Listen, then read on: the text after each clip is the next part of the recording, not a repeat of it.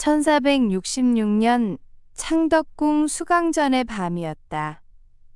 비소리가 처마를 타고 흘럭고방 안에는 숨을 죽인 시녀들의 발걸음만 들렸다. 갓난아이는 쉽게 울지 않았다. 마침내 대비가 급히 들어와 아이를 달래자 처음으로 울음이 터졌다. 아이의 이름은 이현이었다. 이 아이는 훗날 제한대군으로 불리게 된다. 그는 태어날 때부터 왕위 계승의 길 위에 놓여 있었다. 아버지 예종이 세자로 있을 때 태어났고 예종이 즉위하면 그는 자연스럽게 원자가 될 운명이었다. 그러나 역사는 곧장 앞만 보고 걷지 않는다. 1468년 예종이 즉위했다. 1469년 예종은 갑자기 세상을 떠났다. 그때 이현의 나이는 4살이었다. 원자에게 돌아가야 할 왕위는 다른 길을 택했다.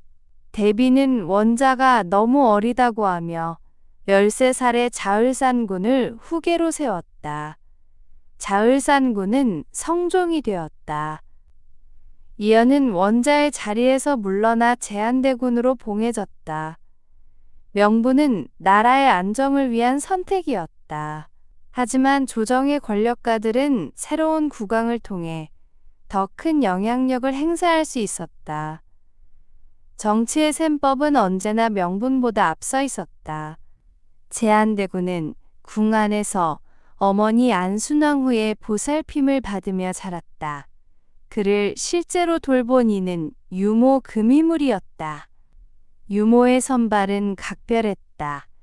태어날 때만 해도 장차 왕위에 오를 혈통이었으므로 대비는 최고의 인물을 찾으려 했다. 금이물은 그런 기대 속에서 집안의 위서른과 다름없는 존재가 되었다. 그가 자라난 방에는 권력의 냄새보다 보호의 기운이 짙었다. 이제 그의 삶에서 가장 중요한 과제는 오르기는커녕 살아남는 것이었다. 1470년 그는 공식적으로 제한대군에 봉해졌다. 이는 위로이자 경계였다. 성종은 할 일을 했다. 정통 계승자를 밀어낸 데 대한 최소한의 예우를 보였다. 동시에 위험한 기대를 차단했다. 너는 귀하지만 정치에는 가까이 오지 말라는 신호였다. 그 신호는 소년의 성장기를 조용히 감싸며 길을 바꾸었다. 그가 12살이 되자 첫 혼인이 정해졌다. 부인은 김씨였다. 신혼집은 성균관 부근이었다. 예법과 학문제사와 상차림 그리고 후사. 누군가의 보기에 그의 삶은 이대로 정해져야 했다. 그러나 제한대군은 그 길을 걷지 않았다. 부인과 거리를 두었고 부부의 연을 깊게 맺지 않았다. 병약했던 부인은 외로움 속에서 시간을 보냈다. 조정의 어른들은 당황했다. 사람들은 이유를 추측했다. 성정의 문제라고 하는 이도 있었고 마음을 닫았다고 하는 이도 있었다. 결국 첫 혼인은 파경을 맞았다. 곧이어 두 번째 혼인이 이어졌다. 이번에는 박씨였다. 박씨의 가문은 세력이 강했고 혼인은 제한대군의 위치를 안전하게 지켜줄 방패처럼 보였다. 그러나 소문이 돌았다. 집안의 여종들과 관련된 추문이 퍼졌다. 조사가 진행되었고 박씨의 억울함이 밝혀졌다. 그럼에도 혼인은 다시 깨어졌다. 표면적인 사유는 부모에 대한 불경이었다. 누구의 잘못인지 명확하지 않았다. 분명한 것은 혼인이 또다시 무너졌다는 사실뿐이었다. 이 변화무쌍한 삶에서 뜻밖의 장면이 나타났다. 제한대군은 17살의 첫 부인과의 재결합을 간청했다. 새 배우자를 맞이하기보다는 혼자 살겠다는 결심을 드러냈다. 국왕은 처음에는 반대했다. 하지만 제한대군의 의지는 굳었다. 재결합은 허락되었다. 조선의 법도에서 보기 드문 일이었다. 한 번 꺾인 연이 다시 이어졌다. 이 사건은 그가 세상과 맺는 방식의 핵심을 드러냈다. 그는 눈앞의 유리함보다 안전한 거리를 택했다. 후사를 통한 정치적 파장을 피했고 새로운 연줄이 불러올 변수도 차단했다. 1498년 어머니가 세상을 떠났다. 제한대군은 사람들 앞에서 여색을 멀리하겠다고 다짐했다. 말로만 한 다짐이 아니었다. 그는 실제로 그 길을 걸었다. 이 다짐은 한 사람의 사적인 절제가 아니라 권력의 화살을 피하는 공적인 선택이었다. 후사가 없다는 사실은 곧 정치적 계열을 만들지 않겠다는 뜻이었다. 역설적으로 그 비어있음이 그의 생을 지켜주었다. 그는 학문과 정치를 멀리했다. 편지와 문서를 한문 대신 언문으로 쓰곤 했다. 누군가는 무지라고 불렀다. 누군가는 의도라고 보았다. 한문을 능숙히 다루는 친왕은 어느 순간 학문과 정쟁의 중심으로 풀려나올 수 있었다. 제한대군은 그 그림자를 피했다. 그는 음악을 사랑했다. 가곡을 즐겨 연주했고 집안에 기회를 익히는 여인들을 두었다. 그 가운데 장록수의 재능이 빛났다. 그녀의 소문은 궁궐에 닿았고 연산군의 귀에도 들어갔다. 연산군은 장록수를 데려가라 명했다. 명은 칼끝이었다. 제한대군은 거역하지 않았다. 더 나아가 연산군은 그의 집을 기회를 익히는 장소로 삼았다. 제한대군은 받아들였다. 그는 이때에도 같은 원칙을 지켰다. 반항은 칼을 부르고 수능은 그림자를 만든다. 그는 그림자가 되었다. 사람들 사이에는 그의 기이한 말과 행동을 둘러싼 이야기가 돌았다. 고기를 못 먹으면 떡의 지방을 먹으면 된다는 식의 말이 그에게 붙었다. 궁밖의 세상이 어떻게 돌아가는지 모르는 사람이라는 평가가 뒤따랐다. 어떤 날 그는 상의 물건을 허리에 차보고 마음에 들었다고 말했다고 한다. 임금은 웃으며 허락했다고 한다. 이런 장면들은 그를 순진한 사람으로 만들었다. 동시에 그 이미지가 그의 방패가 되었다. 누가 그런 사람을 두려워하겠는가? 누가 그런 사람에게 음모의 끈을 맡기겠는가? 하지만 시각을 조금만 달리하면 다른 모습이 보인다. 제한대군은 예법을 조금도 어기지 않았다. 대형의식의 걸음과 절차를 흐트림 없이 수행했다. 예법은 기억과 판단의 축적이다. 게으른 사람은 따라갈 수 없다. 허술한 사람은 틈을 보인다. 그가 의식을 완벽히 수행했다는 사실은 한 가지를 말해준다. 그는 둔하지 않았다. 그는 어리석지 않았다. 그는 계산했다. 굽히는 법을 알고 물러서는 법을 알았다. 지혜를 숨길 때를 알았다. 그가 이렇게 살아야 했던 이유는 명백했다. 왕실에 가장 가까운 핏줄은 언제나 위험했다. 조금만 총명이면 야망으로 의심받았고 조금만 과단성이면 반역의 그림자가 드리워졌다. 친족 가운데는 억울한 일로 유배를 당해 죽은 이도 있었고 수차례 죽을 고비를 넘기다 젊은 나이에 쓰러진 이도 있었다. 제한대군은 그 그림자 속에서 자신만의 길을 그렸다. 그는 의심을 부르는 움직임을 만들지 않았다. 눈에 띄는 단서를 남기지 않았다. 그는 귀족이면서 무해한 사람이라는 모순된 표정을 오래도록 유지했다. 그의 집에서는 음악 소리가 이어졌고 그는 손님을 잘 대접했다. 사람들은 그의 식탁을 좋아했다. 즐거운 자리에서 그는 거친 말을 하지 않았다. 그는 종들에게 화를 쉽게 내지 않았다. 그의 하루는 정사와 멀었고 그의 밤은 소문과 가까웠다. 소문은 그를 바보로 묘사했다. 정작 그 소문이 그를 지켰다.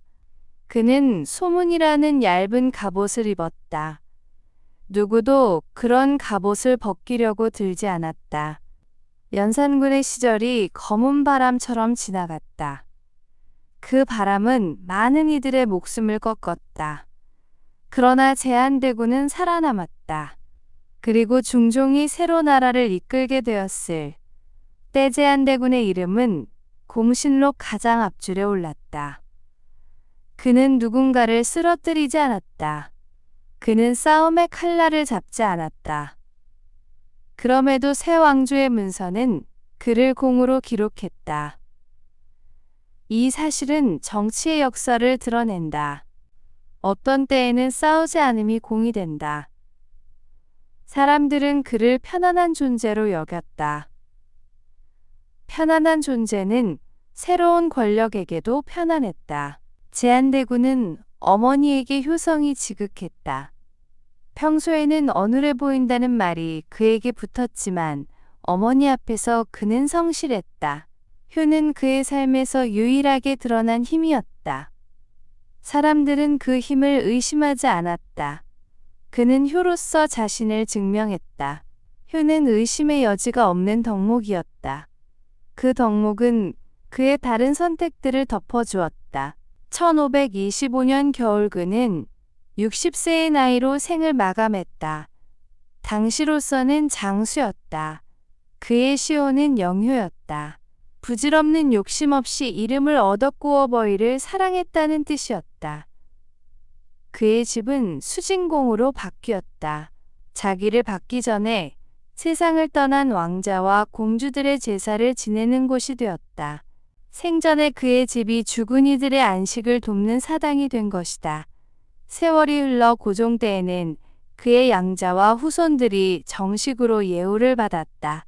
더 훗날에는 머리 없는 유골이 발굴되어 그의 유해라는 주장이 나오기도 했다. 진위는 단정하기 어렵다. 그러나 그의 삶이 남긴 빈자리와 숨은 결심을 떠올리게 하는 장면이었다. 사람들은 여전히 말한다. 제한대군은 정말로 어리석었는가? 아니면 연기를 했는가? 기록은 두 가지 목소리를 모두 담고 있다. 그는 남녀의 일을 알지 못했다고 쓰여 있다. 그는 날마다 풍류를 즐기며 손님 대접을 일과로 삼았다고 쓰여 있다. 동시에 어떤 이는 그가 거짓으로 어리석은 척했다고 적었다. 또 다른 이는 그가 평생 여색을 더럽다고 여겼으니 진짜 어리석었다고 단정했다. 상반된 기록 속에서 한 사람의 삶은 끝없이 흔들린다. 하지만 생의 결말은 한 줄로 요약된다. 그는 살았다. 그는 가장 험한 시절을 지나 장수를 누렸다. 그는 왕실의 폭풍우를 조용히 건넜다. 그가 선택한 방법은 단순했다. 보여주지 않는 것, 구하지 않는 것, 기대하게 하지 않는 것. 그것은 소극처럼 보였지만 사실은 고도의 전략이었다. 한 사람의 야망은 쉽게 불씨가 된다. 불씨는 의심을 부른다. 의심은 칼을 부른다. 그는 불씨를 만들지 않았다. 그는 차갑게 식은 재가 되었다. 아무도 재에서 불을 찾지 않았다. 이 삶을 비겁함이라고 부를 수도 있다. 그러나 비겁함은 남을 등지는 일이다. 그는 누구도 버리지 않았다. 이 삶을 이기심이라고 부를 수도 있다. 그러나 이기심은 남의 것을 빼앗는 일이다. 그는 아무것도 빼앗지 않았다. 그는 오히려 책임과 영예라는 무거운 짐을 내려놓았다. 그리고 오래 살았다. 오래 산다는 것은 시대의 칼날을 피하는 일이다. 그는 그 일을 해냈다. 그의 행적에서 배울 수 있는 것은 많다. 가까운 자리를 멀리 두는 지혜, 무해한 이미지를 만들어 의심의 불씨를 제거하는 기술, 예법을 방패로 삼는 습관, 그리고 무엇보다 침묵의 전략. 말이 많을수록 틈은 넓어진다. 그는 침묵으로 틈을 좁혔다. 사람들은 그 사이를 지나가면서도 그를 다치게 하지 않았다. 역사는 늘 승자의 기록이라고들 말한다. 그러나 제한대군의 삶은 패하지 않은 자의 기록이다. 그는 승리하지 않았고 패배하지도 않았다. 그는 생의 전장을 비켜갔다. 그의 이름은 전공을 약속하지 않는다. 대신 생존을 증명한다. 전공은 빛나고 생존은 남는다. 나라는 전공으로 물결치고 사람은 생존으로 이어진다. 그의 선택은 그 연속성을 지켰다. 오늘 우리가 그의 이야기를 다시 말하는 이유는 단순하다. 이 삶이 보여준 곡선 때문이다. 직선으로 가는 삶은 쉽게 부러진다. 곡선을 그리는 삶은 쉽게 꺾이지 않는다. 제한대군은 곡선을 택했다. 그 곡선은 때때로 우스워 보였고 때때로 초라해 보였다. 하지만 그 곡선이 그를 끝까지 데려갔다. 조선의 추위와 더위를 지나 궁궐의 속삭임과 고함을 지나 그는 자신이 원하는 곳에 도착했다. 적막한 평안이었다. 그가 남긴 마지막 가르침은 간단하다. 힘을 드러내지 않는 것도 힘이다. 지혜를 숨기는 것도 지혜다. 위험을 피하는 것도 용기다. 가까운 자리를 멀리하여 멀리 가는 것 또한 한 시대를 건너는 방식이다. 제한대군의 이름 앞에 붙은 바보라는 말은 이제 더 이상 모욕이 아니다. 그것은 방법의 다른 이름이다. 그는 바보가 아니었다. 그는 바보로 보이기를 택한 현자였다. 그리고 그 선택으로 자신의 생과 왕실의 평온을 지켜냈다. 그의 삶은 조용한 승리였다. 그의 죽음은 조용한 결말이었다. 남은 것은 점과 쉼표뿐이다. 그리고 깊은 숨 한 번 또 한 번이다.